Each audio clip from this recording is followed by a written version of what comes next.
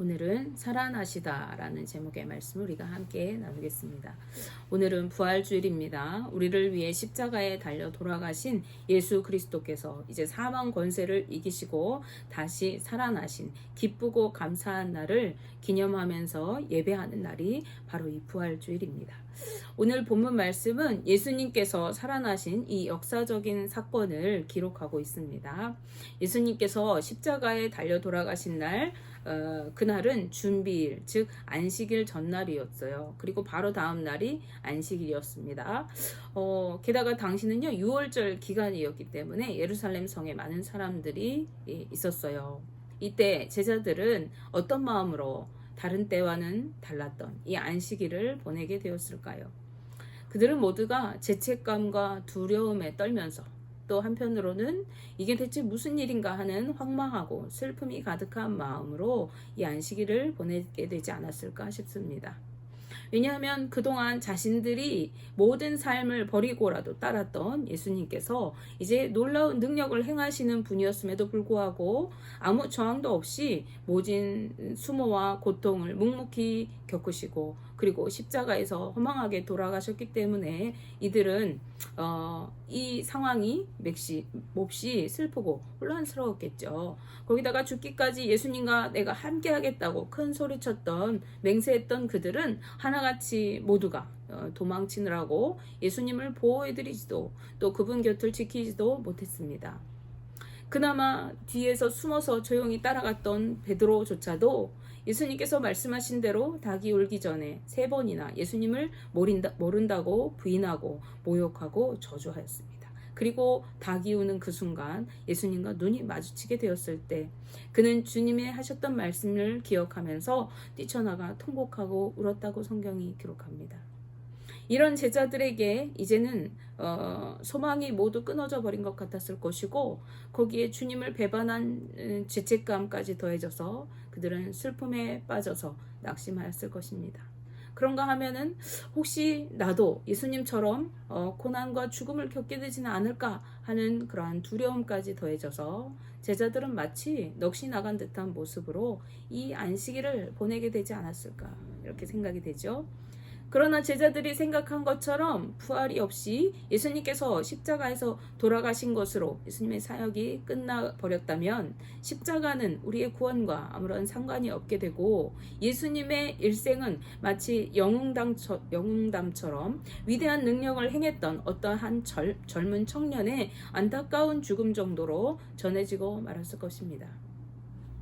예수 그리스도께서 우리의 모든 죄와 허물을 담당하시고 하나님께 버려지는 고통을 겪으시면서까지 십자가에서 죽으신 것은 우리의 모든 죄를 대신 담당하시는 것으로 끝나는 것이 아니라 궁극적으로는 능히 사망 권세를 이기시고 죄와 사망에 묶여서 살아가는 우리를 구원하셔서 영원한 새 생명을 누리게 하시기 위한 것이죠. 따라서 우리는 십자가 신앙에만 머물러 있어서는 안 되는 거예요. 나 때문에 주님이 고난을 당하시고 십자가에 죽으신 것에만 머물러 있으면 늘 슬픔과 낙심에 빠져 있게 되고 그래서는 안 되는 것이죠. 늘 죄책감에 시달리고 늘 나는 죄인이고 이런 것에만 매여 있는 거예요.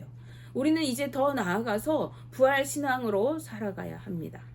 다시 사신 예수 그리스도의 능력으로 누리게 된 영원한 새 나라, 즉 천국을 꿈꾸고 소망하면서 구원의 기쁨과 감격을 누리며 살아가는 데까지 우리의 신앙이 나아가야 하는 것입니다. 그러나 오늘 본문을 보시면요, 제자들은 여전히 십자가 사건에 머물러 있는 것을 볼 수가 있어요. 그들은 예수님께서 여러 번 자신의 순환과 죽으심 그리고 부활에 대해서 말씀하셨지만 여전히 그 뜻을 알지도 못했고 믿지도 못했습니다. 마태복음 16장 21절 말씀 이하에는요, 예수님께서 자신의 때가 가까운 줄 아시고 순환과 죽으심 그리고 부활에 대해서 비로소 제자들에게 말씀하시기 시작했을 때가 언급되어 있어요. 이때 예수님의 말씀을 들었던 베드로가 예수님을 붙들고 항변하였습니다. 그리고 예수님께 사탄아 내 뒤로 물러가라 하는 책망을 듣게 되었습니다. 이 사건 이후에도 예수님께서는 계속해서 여러 번 자신의 고난을 당하실 것과 죽었다가 3일 만에 다시 살아나게 되실 것을 말씀해 주셨어요. 우리가 한 구절만 보면요. 마태복음 17장 22절 23절 말씀에 갈릴리에 모일 때에 예수께서 제자들에게 이르시되 인자가 장차 사람들의 손에 넘겨져 죽임을 당하고 제3일에 살아나리라 하시니 제자들이 매우 근심하더라 라고 말씀하고 있습니다. 예수님이 말씀에 그들은 근심했대요. 하나님의 뜻을 알지 못하기 때문에 이제 예수님이 죽으셔야 한다는 것에만 집중했어요. 다시 살아나시는 것은 이들이 그렇게 의미를 두지 않았던 것 같아요. 하지만 예수님의 십자가 죽음 앞에서 낙심한 제자들은 부활을 믿지 못하고 기다리지 않았어요. 예수님의 말씀도 까맣게 잊어버리고 무지해서 슬퍼하고만 있었습니다. 몇몇 여인들만 오늘 보니까 예수님의 무덤을 찾아갔어요. 그런데 이들 역시도 그분의 부활을 기대하고 그곳에 간 것이 아니었습니다.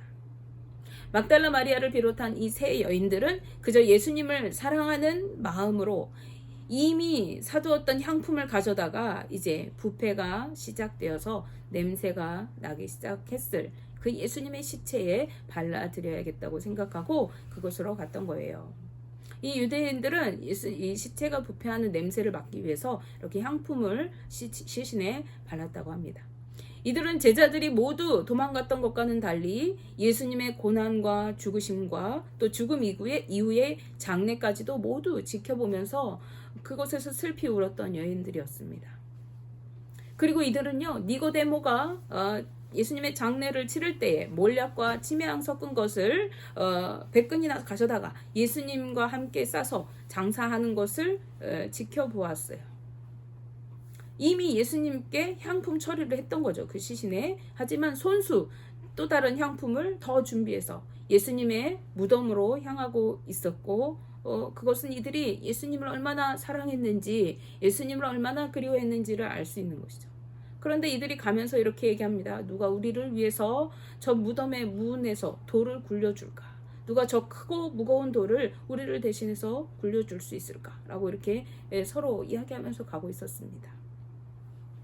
당시의 무덤은요, 굴을 파서 시신을 그 안에 이렇게 안치한 후에다 입구에 커다란 돌, 즉 바위예요. 돌이라고 하지만 바위와 같은 큰 돌을 막아놓는 그러한 무덤 방식이었습니다. 그렇기 때문에 여인들의 힘은 고사하고 웬만한 장정도 혼자서는 그 돌을 굴리기가 매우 어려웠어요. 이들은 예수님의 부활을 기대한 것이 아니라 그저 그분을 그리워하고 사랑하는 마음으로 그곳을 가고 있었고 그리고 육신적인 고민을 하면서 걷고 있었던 거예요. 저 돌을 우리가 밀 수가 없는데 어떻게 할까? 이렇게 고민하면서 갔던 거죠. 그런데 이야기를 하면서 이렇게 서로 이야기하면서 가다가 이렇게 눈을 들어서 무덤 있는 데를 보니까 벌써 돌이 굴려져 있었어요. 무덤이 열려 있었던 거예요. 그래서 여인들이 이게 무슨 일인가 하고 급하게 무덤에 뛰어들어가서 보았더니 예수님의 시신은 보이지 않는 거예요. 어디에도 없어요. 그런데 흰옷 입은 청년이 우편에 앉아 있었습니다. 여기서 그 청년이 흰옷을 입었다고 해요. 이 흰옷은요, 단지 옷이 흰 색깔의 옷이었다 이것을 이야기하는 것이 아니라 이 청년이 어떤 영적인 신령한 존재였다는 것을 나타내는 표현입니다. 따라서 이 청년은 예수님의 능력으로 이제 부활의 소식을 전하는 천사임이 틀림이 없었죠. 예수님의 시신이 없어진 것도 모자라서 이 영적인 천사를 마주한 여인들은 몹시 놀라고 두려워했어요. 구약에도 보면은 예수님의 천사를 보는 사람들은 내가 죽게 되었다. 하나님을 내가 대면하였으니 죽게 되었다. 이렇게 두려움에 떨었잖아요. 이 여인들도 그만큼 두려워했던 거죠. 그러니까 이 청년이 놀라지 말라고 하면서 그들이 찾는 십자가에 달려 돌아가신 나사렛 예수는 살아나셨다고 부활의 소식을 전해줍니다. 그리고 여전히 슬픔에 잠겨 있을 제자들에게 가서 이 부활의 기쁜 소식을 그들에게 알리고 그들이 갈릴리에 가면 그곳에서 예수님을 만날 수 있다고 말하라고 명령하였습니다. 마가복음 16장 7절 말씀에 가서 그의 제자들과 베드로에게 이르기를 예수께서 너희보다 먼저 갈릴리로 가시나니 전에 너희에게 말씀하신 대로 너희가 거기서 배우리라 하라 하는지라 라고 말씀하고 있죠. 비록 부활에 대한 믿음은 갖지 못했지만 예수님을 간절히 사랑하고 사모해서 날이 밝자마자 무덤으로 달려갔던 이 막달라 마리아와 여인들은요, 누구보다 가장 먼저 부활의 기쁜 소식을 접하게 되었을 뿐만 아니라 막달라 마리아는 부활하신 예수님을 첫 번째로 만나고 그것도 가장 먼저 그 예수님의 부활하신 몸을 바라보고 또 그 소식을 가장 먼저 전했던 복음의 증인이 되는 영광까지 누리게 되었습니다. 주님을 사모하는 자는 주님을 만나게 되어 있는 것이죠. 막달라 마리아, 야고보의 어머니 마리아, 그리고 살로메는요, 몹시 놀라고 두려워서 떨면서 무덤에서 도망쳤어요. 그리고 아무에게도 아무 말도 하지 못하였다고 성경은 말씀합니다. 그런데 이후에 예수님은 가장 먼저 막달라 마리아에게 부활의 몸을 보이시고 믿음으로 제자들에게 가서 부활의 소식을 전하게 하신 것이죠. 예수님의 이 부활은 어떤 의미를 갖는 것일까요? 많은 여러 가지 의미가 있겠지만 저는 세 가지만 말씀드리고 싶어요. 먼저는 예수님의 이 부활은요, 온전한 말씀의 성취를 이루신 것이라고 하겠습니다. 예수님의 탄생과 그분의 공생의 사역과 또 그분의 고난과 죽으심과 부활에 관한 모든 예수님의 생애 그 여정은요, 성경에 이미 예언된 말씀을 이루시는 여정이었어요. 성경에 보면 복음서에 특히 보면은요, 예수님이 말씀하세요. 이것은 성경이 말씀하신 것을 이루려 함이라. 이렇게 하는 것은 그 말씀이 이루어지게 하기 위함이다. 이런 말씀들이 많이 나옵니다.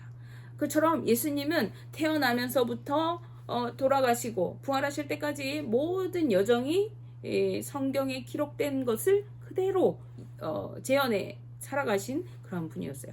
누가복음 24장 44절 말씀에 또 이르시되 내가 너희와 함께 있을 때 너희에게 말한 바 곧 모세의 율법과 선지자의 글과 시편에 나를 가리켜 기록된 모든 것이 이루어져야 하리라 한 말이 이것이라 하시고 라고 말씀합니다.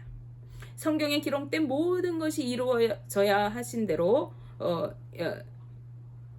이루어져야 하고 그대로 이루어졌음을 말씀하고 있는 것이죠. 또한 예수님께서도요, 이미 자신이 부활하실 것은 물론이고 부활하신 후에 제자들보다 먼저 갈릴리로 가실 것까지 이미 말씀하셨어요. 그리고 말씀하신 대로 행하셨던 것이죠.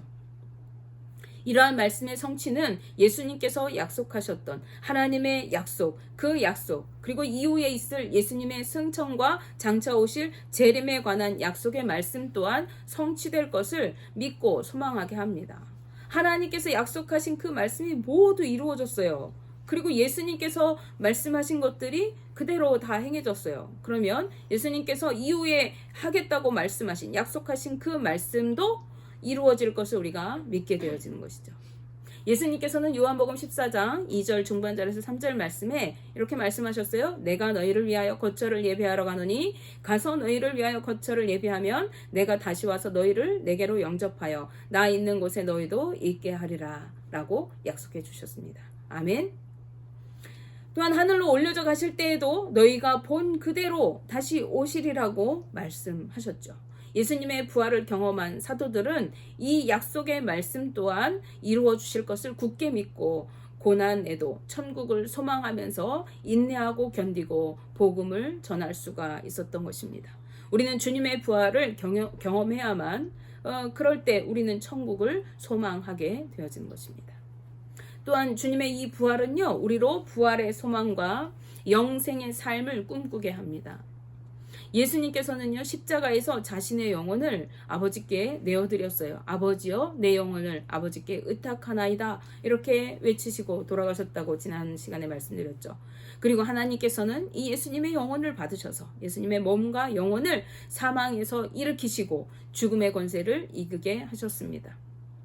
즉 예수님의 부활은요, 본인 스스로 이루어진 것이 아니라 하나님께서 주권적으로 일으켜 주셨다는 거예요. 이것은 구원의 주권, 생명의 주권이 오직 하나님께 있음을 의미하는 것이고 모든 믿는 자들을 죽음에서 건져내어 살게 하시는 분도 오직 여호와 하나님이심을 선포하는 사건인 것입니다. 바울은 로마서 8장 11절 말씀에서 예수를 죽은 자 가운데서 살리신 이의 영이 너희 안에 거하시면 그리스도 예수를 죽은 자 가운데서 살리신 이가 너희 안에 거하시는 그 영으로 말미암아 너희 죽을 몸도 살리시리라 라고 말씀하고 있습니다. 우리가 예수 그리스도를 믿고 거듭나서 성령의 임재를 누리며 살아갈 때 예수 그리스도로 부활의 첫 열매가 되게 하신 그 하나님께서 우리의 영혼뿐만 아니라 우리의 죽을 육체도 살게 하신다고 바로 말씀하고 있는 것이죠. 바울은 믿음으로 이 부활을 간절히 꿈꾸던 사람이었습니다. 그렇기 때문에 예수 그리스도의 고난과 죽으심까지도 본받기를 간절히 원했던 사람이 바로 이 바울이었습니다. 우리가 주님의 부활을 경험하게 될 때 그분의 십자가의 대속과 부활을 통해서 나를 구원해 주신 은혜를 온전히 믿게 될 때 믿는 자를 살게 하시는 하나님의 능력으로 누려지는 영생의 기쁨과 천국의 삶을 소망할 수가 있게 되는 것입니다. 예수 그리스도께서 부활하심으로 이제 그를 믿는 자들에게 영원한 새 나라가 허락되었습니다. 더 이상 죄에 매여 살아가는 것이 아니라 하나님의 영광을 누리는 나라를 소유할 수가 있게 된 것입니다. 누구든지 예수 그리스도를 믿는 자들은 그 나라를 누리게 되어졌고 주님이 재림하실 때 그 나라는 완전하게 완성되어질 것입니다. 그러나 주님의 부활을 믿지 못하는 자들은요, 절대 이 나라를 경험할 수가 없게 되는 것입니다. 마지막으로 예수 그리스도의 부활은요, 메시아 되심을 확증하는 사건이라고 하겠습니다. 그분이 다시 사심을 통해서 사망 권세를 이기심으로 모든 죄에서 우리를 구원하실 수 있는 메시아 되심을 나타내신 것이 되겠습니다. 그리고 하나님의 아들 되신 그분의 신성을 드러내신 사건이라고 하겠어요. 이제 마귀의 유혹을 받은 인간의 죄로 인해서 이 땅에 사망이 들어오게 되었습니다. 따라서 인간은 누구나 죽음에서 자유로울 수가 없습니다. 마귀는 우리 인간을 미혹하고 넘어지게 하여서 죄의 길로 끌고 들어갑니다. 그리고 마침내 멸망하고 죽이고 사망에 이르게 합니다. 왜 그렇습니까? 죄의 싹은 사망이라고 했어요. 그러나 예수 그리스도께서 사망 권세를 이기심으로 마귀의 권세를 물리치셨어요. 그러므로 예수 그리스도를 믿는 자들은 더 이상 죄에 매여 살아가면서 마귀의 권세 아래 있지 않게 됩니다. 오히려 예수 그리스도께 속한 자가 되어서 성령을 따라 살아가면서 육체를 쳐서 복종시키고 죄에서 자유하게 되는 것입니다. 더 이상 마귀가 손도 못 대는 세상이 감당 못할 능력의 사람들이 되게 되는 것입니다. 우리가 이런 삶을 살아갈 수 있는 이유는요, 예수 그리스도께서 사망 권세를 이기고 승리하셨기 때문에 그렇습니다. 하나님께서는 십자가에 기꺼이 희생하신 그 예수님을 모든 무릎이 그 예수의 이름에 꿇게 하시고 모든 입으로 예수 그리스도를 주라 시인하도록 하셔서 하나님 아버지께 영광을 돌리게 하시는 분이라고 성경이 말씀하고 있어요. 그리고 그 이름을 믿는 모든 자들에게 예수님과 함께 하나님의 자녀가 되는 권세를 주시는 분이십니다. 요한복음 1장 12절 말씀에 영접하는 자 곧 그 이름을 믿는 자들에게는 하나님의 자녀가 되는 권세를 주셨으니 라고 말씀하고 있습니다. 예수 그리스도께서 하나님의 아들이시요 우리를 구원할 메시아이심을 확증한 사건이 바로 이 부활 사건이고 그분을 믿는 우리에게도 예수님과 함께 하나님의 자녀가 되는 권세를 주셔서 예수 그리스도가 누리시는 그 하나님의 영광을 우리로 함께 누리게 하신 것입니다. 이 예수를 붙들 때 우리는 세상이 감당 못하는 능력의 삶을 살아갈 수가 있는 것입니다. 예수 그리스도의 부활을 경험한 제자들은요, 더 이상 낙심하고 슬픔에 빠져서 절망하고 있지 않았어요. 두려움에 떨면서 숨어서 지내지 않았습니다. 주님의 부활을 경험하고 난 이후에 그 제자들은 이전과 전혀 새로운 삶을 살아가게 되어집니다. 믿음으로 담대히 복음을 증거하고 말씀대로 순종하여 살아가면서 영생을 누리며 천국을 소망하는 삶을 살았고 세상이 감당 못할 능력의 삶을 살았습니다. 오늘은 주님의 부활을 기념하는 부활주일입니다. 오늘 주님의 부활은 여러분에게 실제가 되고 있습니까? 성경에 나오는 옛 이야기에 그치고 있습니까? 우리의 삶에 주님의 부활이 실제가 된다면 우리의 삶은 이전과는 새로운 삶으로 변화되어진 삶을 살아가게 돼야 하는 것입니다. 원하기는 저와 여러분들의 삶이 부활의 능력으로 날마다 새로워져서 영생을 누리며 천국을 소망하는 삶, 하나님의 자녀된 권세를 누리는 삶을 살아가게 되시기를 주님의 이름으로 축복합니다. 기도하겠습니다.